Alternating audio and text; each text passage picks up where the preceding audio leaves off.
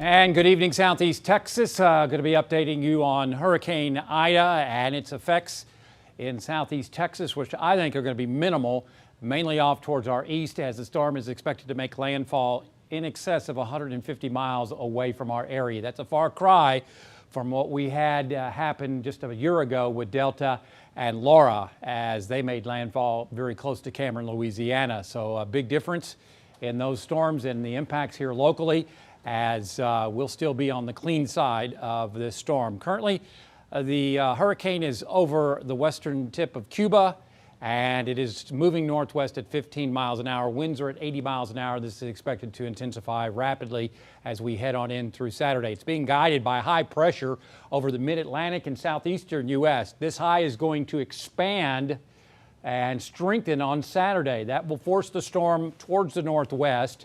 And then on Sunday, look how big this high is. Look how large an area, expanse that it covers over the mid-Atlantic. And then as we head towards late Sunday, the high breaks down, pulling the storm or allowing the storm to turn into Louisiana well to our east. Look how small and weaker it is by Monday morning. So that's why the storm is going to turn. This is the steering currents in the upper levels associated with Hurricane Ida. Model consensus, very, very good. You want to see all these spaghetti models grouped together. The closer they are, the more certainty you have in your forecast. We got one over towards eastern sections of Mississippi and one over towards Florida. Probably not going to go there. And you got a few over towards southeast Texas. Probably not going to go there. Probably going to go in through southeastern Louisiana. And that's pretty much what the Hurricane Center shows. Now, I have overlaid hurricane force winds. This is at Cat 4 status Sunday morning. The magenta is how far the hurricane winds extend. The red is major hurricane winds. So we're talking about maybe 30 miles out to the southwest and about maybe 35, 40 miles to the north and east. Remember, the dirty side is on the east side, depending on which way it goes, and the clean side is on the west side. The winds don't extend as far out towards the west. So there you go. And as you can see, it ramps up to a Cat 4, unfortunately, with winds of 140 miles an hour Sunday afternoon. This is Terrebonne Parish. The next one is St. Mary Parish. Somewhere in that vicinity is where it looks like it's going to go in. And what I've done is outlined these rings of distance from Beaumont. See, that's 30, 60, 90, 150 to almost, 180 miles away from southeast Texas. By Monday morning at 1 a.m., it's got winds of 90 miles an hour. Notice no portion of southeast Texas was in the cone of uncertainty. Just this time yesterday, a good chunk of southeast Texas was in the cone of uncertainty. Then, as you can see, it weakens by Monday afternoon and begins to turn off to the north and east. So if we can say anything, the cone has actually shifted off towards the right, off towards the east.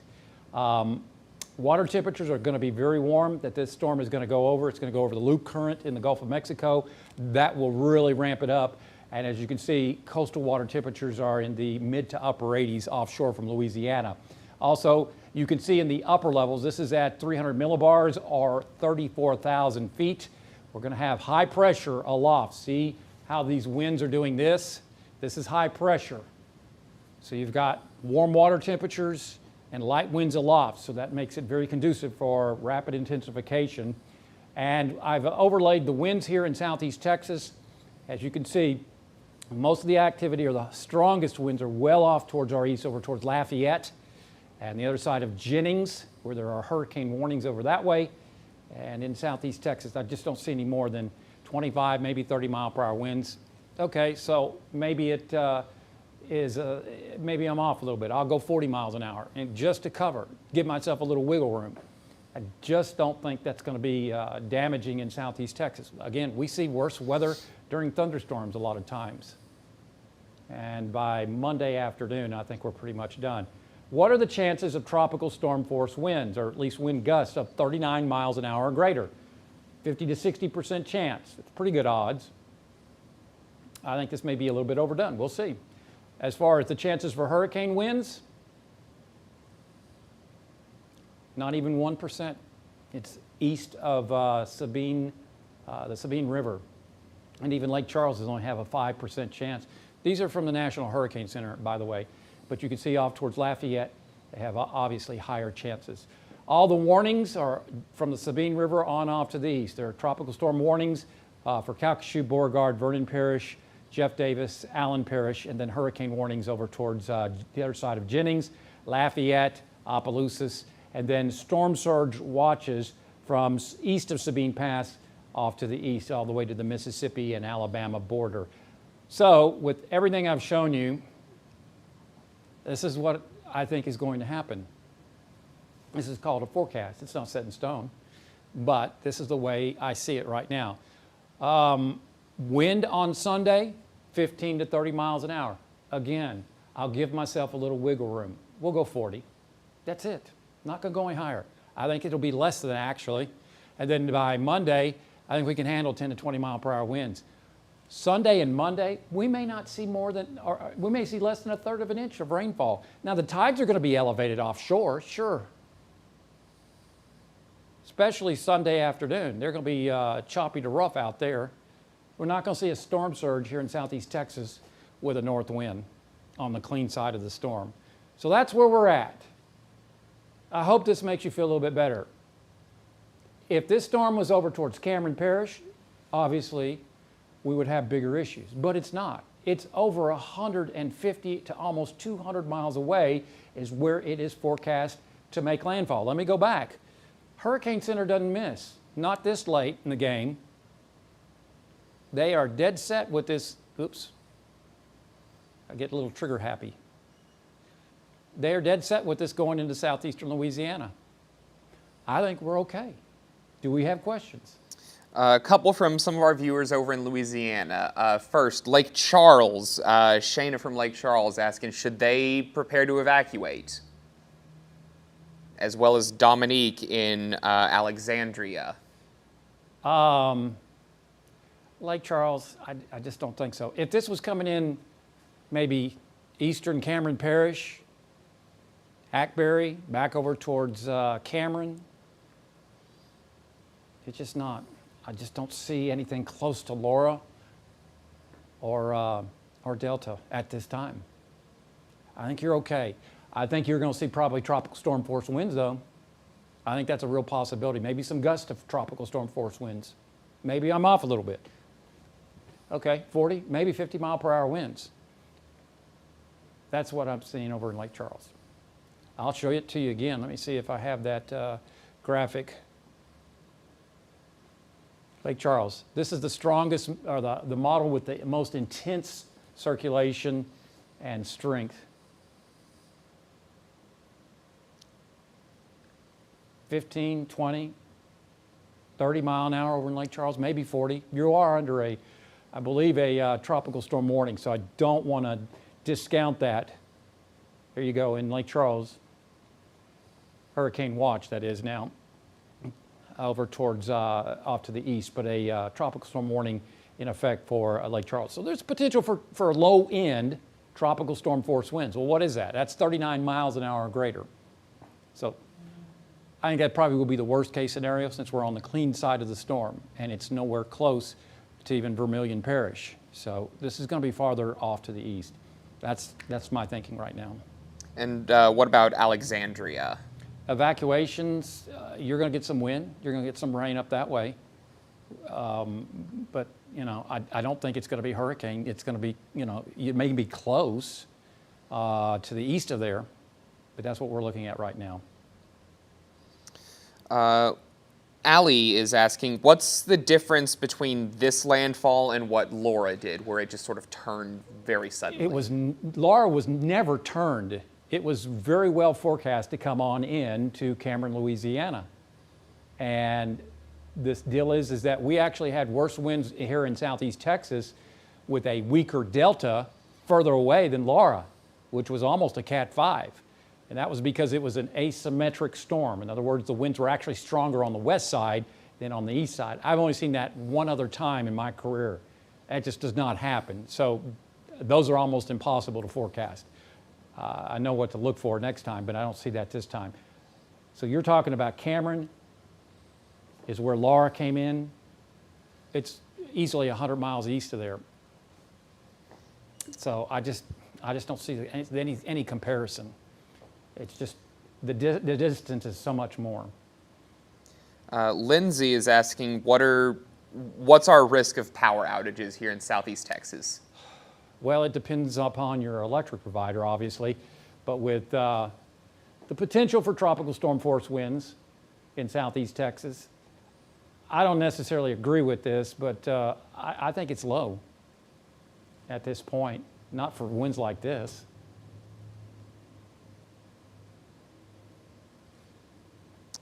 I think it's low. Not, you know, I can't rule it out. Say we get a surprise in here, we get maybe a 40 mile per hour wind gust. It's certainly possible. A couple of people just joining us from Orange. Can you recap Orange for them? Orange, just across the border, there is a tropical storm warning in effect. That means winds of 39 miles an hour or greater are possible. This is model data, and it's just not showing that. Could the winds be stronger? Sure. But I think if we see anything, at the worst here in southeast Texas, it would be low wind tropical storm force winds, maybe 40 miles an hour. And do they think it's going to weaken quickly once it hits landfall? Pretty quickly, yeah. Let me get to that graphic. It's the track. Oops, it went the wrong way.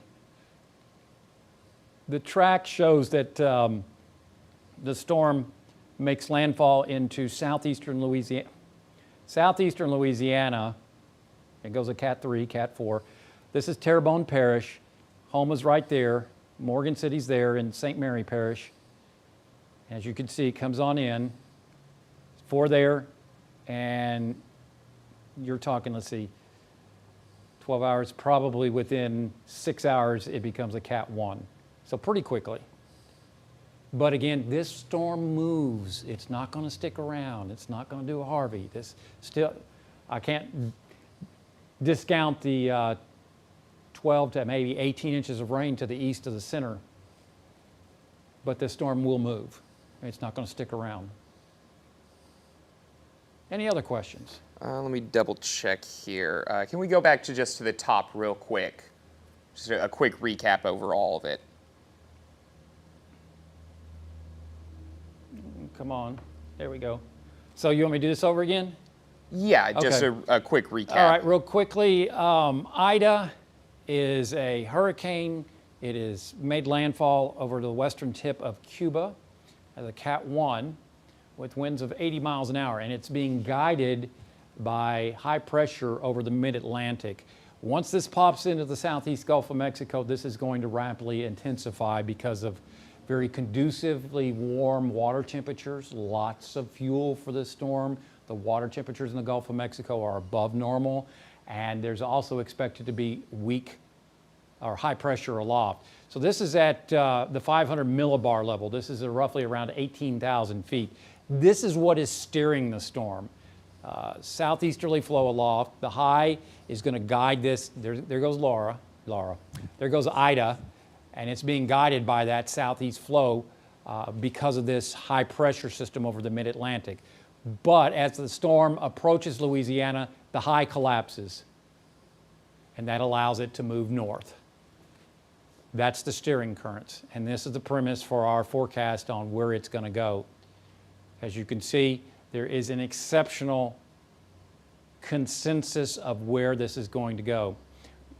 You discount those, you discount these, you go right down the center of where the most concentration of models is located. That is the most likely scenario, and that is over towards Louisiana, as you can see.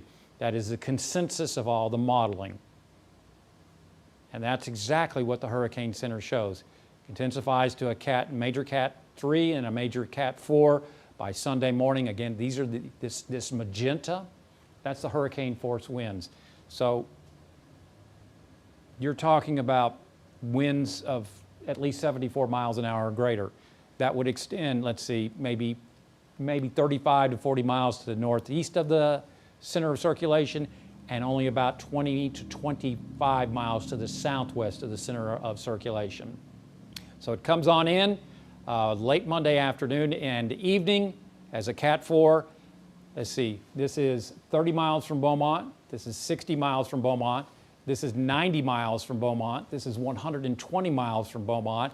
And this is 150 miles away, as you can see. So 30, 60, 90, 120, 150. So you're looking at over 120 to maybe 150 miles away from Beaumont. There is the hurricane force winds, nowhere close. Let's see, 60, 90, 120 miles away is what, this is from the Hurricane Center, by the way. 120 miles away is any hurricane force winds from Beaumont, as you can see. And they get nowhere close. So that's where we're at. And it weakens, moves on inland past into Mississippi as we head on into, say, Tuesday morning. Water temperatures, there's plenty of fuel, to fire off and to strengthen this storm. No reason not for this to become a major hurricane. As you can see, this is at 34,000 feet. So we jump from the 15,000 feet or 18,000 feet to 34,000 feet. And this, you can see, this is high pressure aloft, way up high in the atmosphere. And that is, that provides exhaust. So you have warm waters at the surface. Those thunderstorms are able to boil up, and then they have to exhaust the fuel or the latent heat, and that's what this does. This exhausts the storm as far as a good ventilation aloft, so that allows the storm to very efficiently strengthen, and that's why we're expecting the potential for rapid intensification into a Cat 3, Cat 4. So again, this is one model, but I've seen nothing that drives this any further than about 30 mile per hour winds here in southeast Texas. Obviously, it's going to be stronger the further east you go.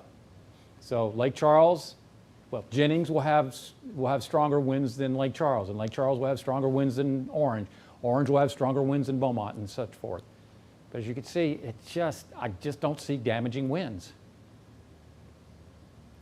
Tropical storm force winds, again, this is from the National Hurricane Center, a 50 to maybe 60% chance of tropical storm winds. That's 39 miles an hour or higher. hurricane force winds of 74 mile an hour or greater, they never make it across the Sabine. And you're talking, Lake Charles is looking at a 5% probability. This is, again, from the National Hurricane Center. Lake Charles, Cameron, 5% chance. It's mainly over towards east of Lafayette, over towards Baton Rouge, and really to the east of the center of circulation. This is the clean side of the storm, okay? You have an offshore flow. So those winds have to go from the Gulf of Mexico around the storm to the north up towards Ville Platte and then come on down. Every inch that those winds are on land, they slow down because of friction. So when they come in from the north, east, and from the north, they will be lower in Cameron than they will be then up towards Fort Polk or Alexandria. Again, that's all about friction.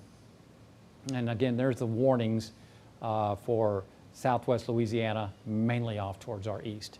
Any other questions? We had Jeff asking, what are the odds that this high moves elsewhere and does anything to steer this differently? I don't think that's a big possibility right now. We have watched this. It has not changed all that much. And again, I'm not going to bet against the National Hurricane Center. I'm just not. I'm going to go with them. And for days, let's see, day before yesterday, when everything started trending to the east, I was impressed how the models had stuck to it into Louisiana rather than the upper Texas Gulf Coast. And again, it's all about that steering. That high is forecast to weaken as it turns the storm towards the north. That's where we're at right now. All right, gang. Hope I helped a little bit. I hope you're doing well. And we'll continue to very closely monitor this. Next update comes up at 10 p.m. tonight. 7 at 8 and 3. Yeah, 10 p.m. Central Daylight Time. We'll have the very latest on 12 News at 10 p.m. Hope you and your family are doing very well. And thanks so much for joining us on this very special 12 News Hurricane Ida update.